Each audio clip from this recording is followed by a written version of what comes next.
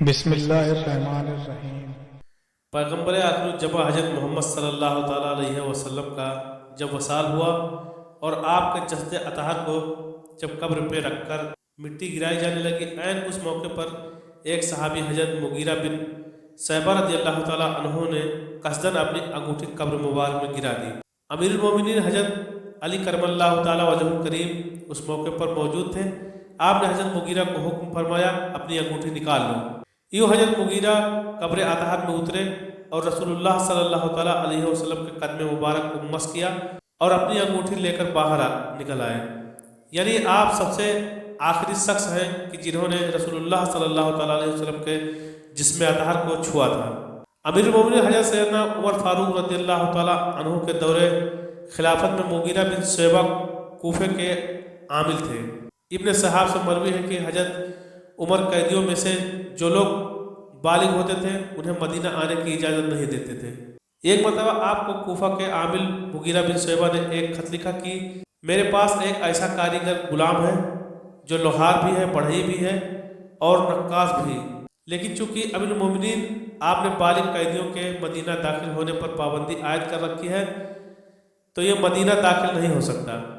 اگر آپ اسے مدینہ داخل ہونے کی اجازت دے دیں تو یقیناً یہ مدینہ کے لوگوں کے لیے بہت فائدہ مند ثابت ہوگا۔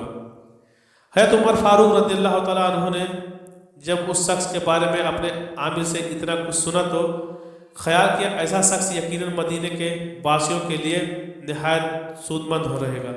چنانچہ آپ نے اس غلام کاریگر کو مدینہ داخل ہونے کی اجازت دے دی۔ حضرت مغیرہ نے اجازت ملتے ہی اسے مدینہ داخل کر دیا اور اس پر 100 درہم ماہوار خراج مقرر کر دیا۔ ابھی اس غلام کاریگر کو مدینہ آئے ہوئے کچھ عرصہ ہی گزرا تھا کہ وہ امیر المومنین حضرت عمر کے پاس یہ شکایت لے کر پہنچ گیا کہ میرے آقا مغیرہ نے جو مجھ پر خراج مقرر کر رکھا ہے وہ بہت زیادہ ہے جو میں ادا نہیں کر سکتا۔ حضرت عمر نے اس سے دریافت فرمایا بتاؤ تم کیا کیا کام جانتے ہو؟ وہ عرض کرنے لگا میں فلاں فلاں کام جانتا ہوں۔ اس نے وہ تمام گنوا دیے جن کے بارے میں حضرت مغیرہ نے بیان کیا تھا۔ حضرت عمر نے فرمایا یہ جو کام تم بتا رہے ہو کہ تم جانتے ہو اور ان میں مہارت رکھتے ہو، ان کی نوعیت کے لحاظ سے دیکھا جائے تو تمہارا اخراج بالکل بھی زیادہ نہیں ہے۔ وہ غلام یہ سن کر ناراض ہو گیا اور بڑبڑاتا ہوا واپس چلا گیا۔ چند راتیں گزری کہ امیر المومنین حضرت عمر کا گزرتے ہوئے پھر اس غلام سے سامنا ہو گیا۔ آپ نے اسے بلایا اور فرمایا کیا مجھ سے یہ نہیں بیان کیا گیا تھا کہ تو کہتا ہے اگر میں چاہوں تو ایسی چکی بنا دوں جو ہوا سے چلے؟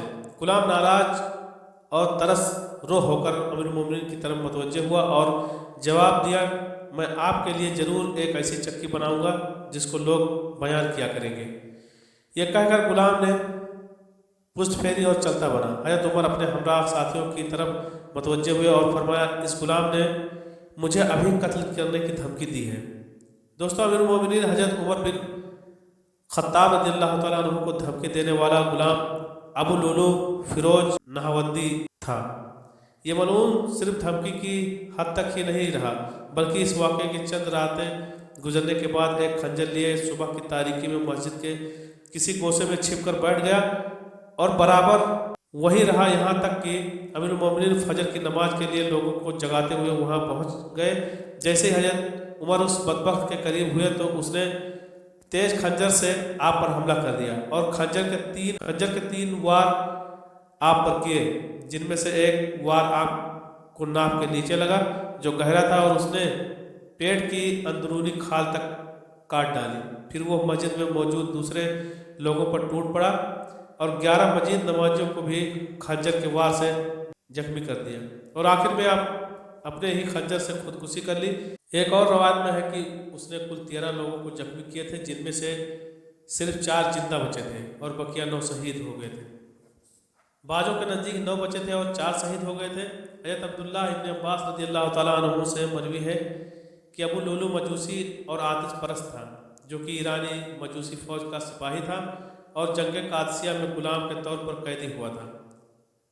حیرت ہے اس ملعون مجوسی کو ایک خاص مکتبہ فکر سے تعلق رکھنے والے لوگ بابا سجاؤ الدین کے نام سے یاد کرتے ہیں، یعنی اسے بابا سجاء الدین دین کا بہادر سپوت کہہ کر یاد کیا جاتا ہے۔ یہی نہیں بلکہ ایران کے شہر کاسان میں ابو لولو فیروز مجوسی کے نام سے ایک مزار بھی موجود ہے، جہاں لوگ باقاعدہ حاضر ہوتے ہیں۔ یہ مزار کب اور کس نے تعمیر کروایا، اس کے بارے میں تاریخ خاموش ہے۔ البتہ یہ 11ویں صدی کے شاہانہ انداز میں تعمیر کی گئی عمارت ہے، جو ایرانی ٹائلوں سے مزید مخروطی گنبد پر مشتمل ہے۔ اس سے بھی زیادہ حیرت کی بات یہ ہے کہ کچھ سال پہلے تک اسلام کے دوسرے خلیفہ حضرت عمر فاروق رضی اللہ تعالیٰ عنہ کے شہادت کے دن کو جشن عمر کسی کے نام سے ایران کے تقریباً تمام بڑے شہر میں منایا جاتا تھا، جسے عرب ممالک کے پرجور احتجاج پر حکام نے بند کروا دیا تھا۔ سن 2010 میں مسلمان علماء کی ایک عالمی تنظیم نے ایرانی حکومت سے اپیل کی کہ فیروز مجوسی کے مزار کو مسمار کر دیا جائے، لیکن ایرانی حکومت نے اس کا مطالبہ ماننے سے انکار کر دیا۔ اس کے بعد جامعہ ازہر نے بھی اس مقبرے کو گرانے کا مطالبہ کیا اور ایران سے ہر قسم کے سفارتی تعلقات ختم کر دیے، جس کی وجہ سے ایرانی حکومت نے ابو لولو مجوسی کے مزار کو مسمار تو نہ کیا، البتہ اسے بند کر کے وہ جگہ مقامی پولیس ہیڈ کوارٹر میں تبدیل کر دی۔